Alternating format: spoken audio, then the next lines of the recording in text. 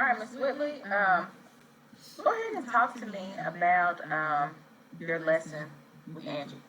My lesson was for her to be able to independently brush her teeth. Her dad had expressed that they need to move forward with her getting some braces, but the dentist is concerned that she wasn't brushing her teeth properly. And so it's one of the lessons that we decided to go ahead and move forward with. Okay, and so how long have you all been working on this? We actually just started it a little over a week and a half ago. And we're just kind of moving forward and progressing with that. I do think it's going to take some time for the complete independency of it. Mm-hmm. So, how effective was the lesson? Like, how responsive was she? Actually, really responsive. She was really excited to get to pick out her own toothbrush. At first, she was a little apprehensive about the choice of toothpaste. But overall, she was. It's almost like she took pride in being able to show off her teeth. Mm-hmm. Is this something that you have done with any other students, or is she the only one that you're working on oral hygiene with? Right now, she's the only one this year that I'm working on oral hygiene with. We did work on oral hygiene with one other student, but it was in a completely different capacity and way. So she's the only one that I'm working on it in an independent fashion. Mm-hmm. And I know you mentioned that her dad was having problems, and he wanted to know if you could help with this. So, are daily living skills addressed in her IEP, or is this something you all just kind of added? No, daily living skills are addressed in her IEP. And it's kind of a broad spectrum on daily living skills. It not only includes personal hygiene, but it includes grooming, just her overall ability to basically care for herself, because our ultimate goal with the severity of her disability is that she can be as independent as possible once she is through with her school career. Mm-hmm. Okay. Okay. Well, let's get into my notes. Find them here. We'll go through the rubric. Okay, just looking at the rubric on number 1, instructional implementation. I gave you a 3 on that. I thought there was an appropriate amount of time that was spent on the task, and even for each part of it, and just kind of transitioning from one step to the next, just the progression of going through that process of getting her to brush her teeth. On number 2, provides for higher learning skills. I did say that 2 on that one, you were addressing oral hygiene, which is a daily living skill, and you did use a variety of questioning techniques with her. It wasn't like really rigorous, but it was appropriate for where she is. And it does kind of fall in line with some of the hygiene issues that you kind of worked on with her. As far as number 3, active engagement, I scored you a 3 on this. The student was much more engaged with this than she has been on previous lessons, and maybe partly because she sees the relevance in it. It's something that she has to do every day, and so I thought that she was actively engaged, and you did a good job encouraging her through each step of the process, and even making adjustments. You knew that she didn't care for mint toothpaste. Yeah. So, just making the adjustment and using fruity toothpaste. With behavior management, there weren't any management issues. Again, it was, like one-on-one. So there wasn't a whole lot of opportunity for that. But, we do know she has been defiant some in the past, and so she did really well, even just progressing through this activity. So again, I think it was something that she saw the relevance in, and she didn't mind doing it. Right. On number 5, student engagement, it was appropriate for her intellectual ability. She was actively involved in each step of the process. She was, well, the interaction between the two of you was positive, and so that was a 3 on that one.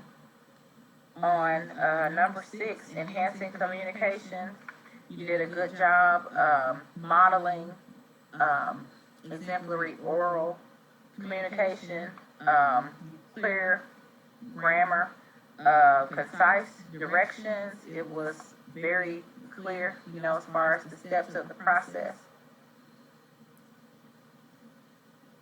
On number 7, assessment. I said a 2 on that. Your assessment's informal, it's ongoing. It's something that will continue to have to be monitored. She's not really independent yet, so you do have to continue to remind her to do this. And then on number 8, support, I did say a 3 on that. You did a good job Encouraging her to communicate verbally. You had her to talk you through the steps of the process before she did them. So it's like you told her verbally what she needed to do, and then you gave her opportunity to verbally tell you the steps and to also do the steps. So, and then she was able to demonstrate that she was able to do that herself. And so, as far as strengths and weaknesses of this lesson, I like that you gave your strengths.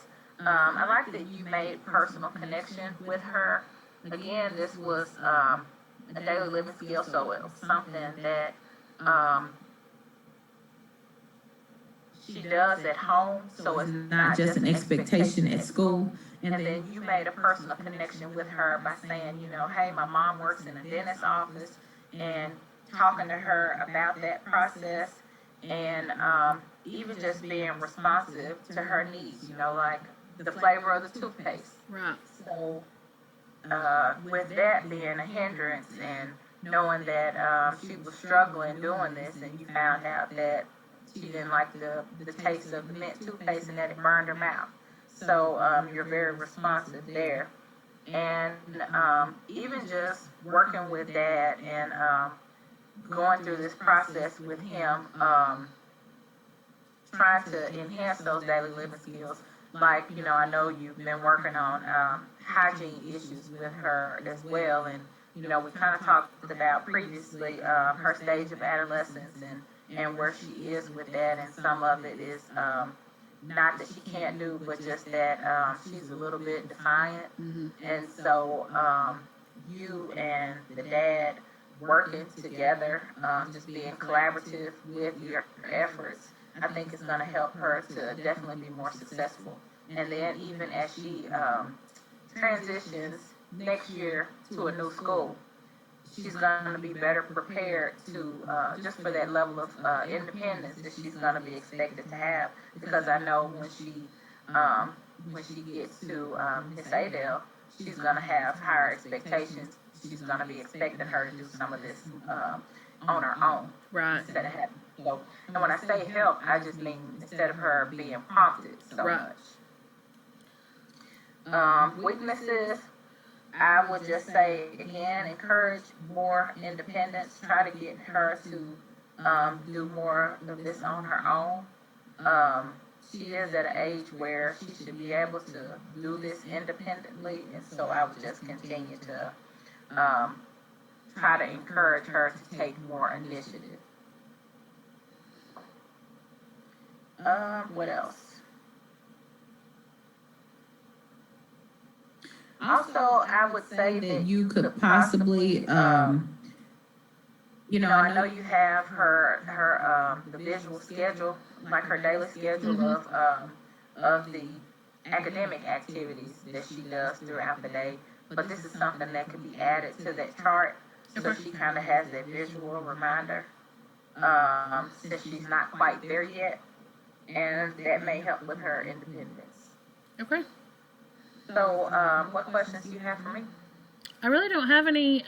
Compared to the last lesson, I think she was way more interactive and more compliant with this than she has anything else. And I don't know if it's just her taking personal pride in herself and that's making a difference. But overall, I think it went really well. I think for her, she could see the relevance. She could see the importance of it. This is something that she has to do. You need to brush your teeth. It's a Right. part of your life. You do it multiple times a day. And so for her, I think she saw the purpose in it. So I think that was helpful. So as much as you can kind of make those personal connections with them, try to make the lesson as relevant as possible, and then they can see, okay, hey, this is important. This is something that, I really need to do. Right. So, Well, thank that's you. all All I had. right. All right. Thank you. Bye bye.